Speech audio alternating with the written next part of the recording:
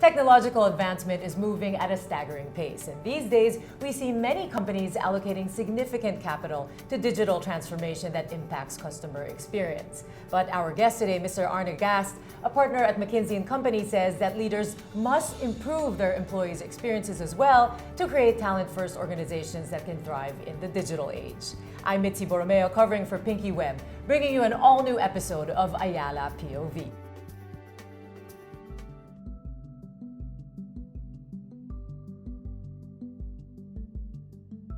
Arne, thank you for being here today. You say that design thinking can help create a talent-first organization. Can you explain what that means and also what design thinking is? In the past, everything was about capital. Can we move capital around really fast to the highest yielding opportunities?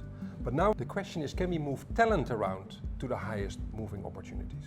Because we are so short in talent, especially digital and tech talent. If we need to get these people into our company, we need to design their experience from how we attract them, how they work, what tools they get, how they work in teams, how we deploy them across the organization. You really need to start thinking how to get these tech people into our company and make it a worthwhile experience for them. How can HR help push this technology forward and vice versa? Now, HR or the talent department is extremely important to help the tech transformation happen.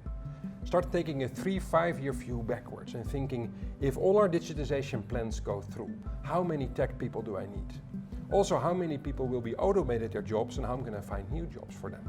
A second thing is, people think it's about digital. That's not true. It's all about culture and skills.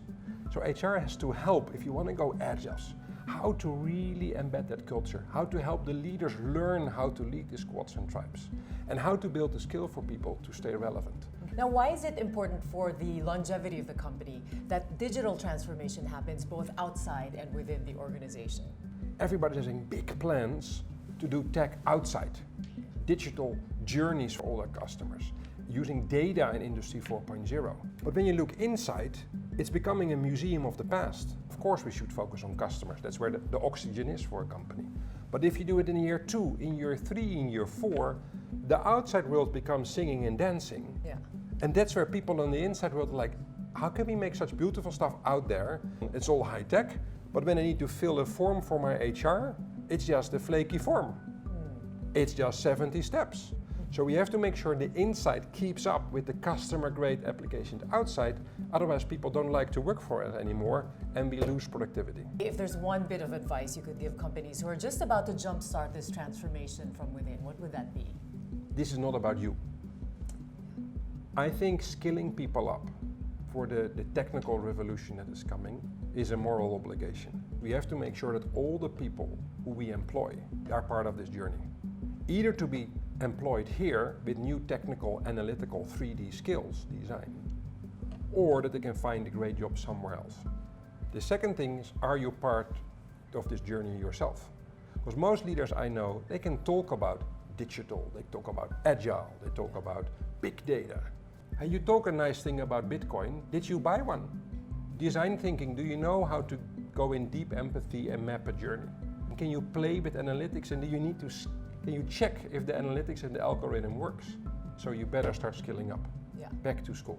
I want to add a follow-up question. Where do you see the Philippines going? Can you tell us how this will really help uplift the economy and the country? And I think nations are a choice. If you look at Singapore, they've got a Ministry of the Future, Skills Future, they're building the nation with new skills. If you look at New Zealand, they got together the largest companies of the country and they said, guys, this is a nationwide problem. We're all now committing to doubling the money we're going to put in training our people to make the country more competitive.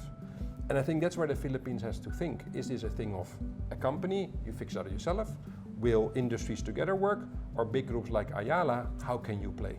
And again, this is a moral obligation. Thank you very much, Arne, for inspiring us, for your thoughts and insights today. Once again, this is Mitzi Borromeo for Ayala POV, where we never stop sharing progress with every Filipino.